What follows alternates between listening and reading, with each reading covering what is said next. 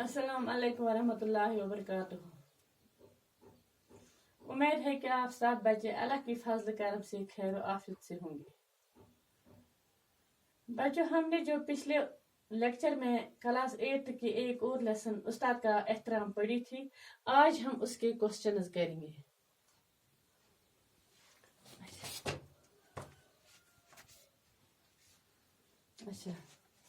अच्छा देखो बच्चों, किस पेशे को अजीम और मुकद्दस कहा गया है?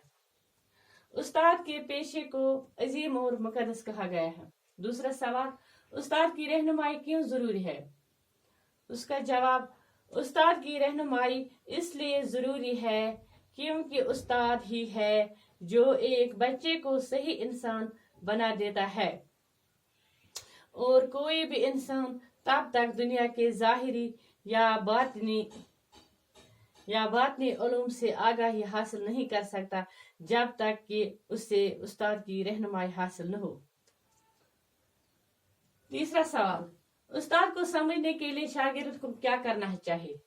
उसका जवाब, उस्ताद को समझने के लिए शागिर्द को अपने दिल में उस्ताद के लिए इज्जत, मोहब्बत और एहतराम पैदा करना चाहिए।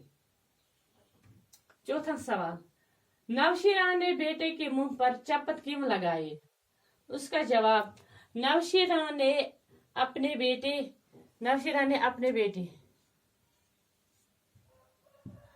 बेटे के मुंह पर चपत इसलिए मारी क्योंकि उसने देखा कि उस्ताद पाँव धो रहे थे और उसका बेटा पानी डाल रहा था। तो उसने अपने बेटे से कहा, तुम्हें शर्म नहीं आती? क्या तुम खुद अपने उस्ताद के पाँव नहीं धो सकते थे? मैं फिर पढ़ूंगी ये सवाल, आप सुनिए, मैं फिर पढ़ूंगी एक बार। नौशीरा ने अपने बेटे के मुंह पर चपत इसलिए मारी क्योंकि उसने देखा कि उस्ताद पाँव धो रहे थे और उसका बेटा पानी डाल रहा था। तो उसने अपने बेटे से कहा, तुम्हें शर्म नहीं आती? क्या तुम खुद अपने उस्ताद के पाँव नहीं धो सकते थे? और पांचवा सवाल, सिकंदर आजम ने उस्ताद से क्या कहा? उसका जवाब, सिकंदर आजम ने अपने उस्ताद से कहा कि मांगे उस्ताद मोहतरम, क्या मांगते हो? मैं आप दुनिया की हर चीज लाकर आपके कदमों में रख दूंगा। ये भी मैं फिर पढ़ूंगी, ये पांचवा सवाल। सिकंदर आजम ने उस्ताद से क्या कहा? उसका जवाब, सिकंदर आजम ने अपने उस्ताद से कहा कि मांगिए उस्ताद मोहतरम, क्या मांगते हो?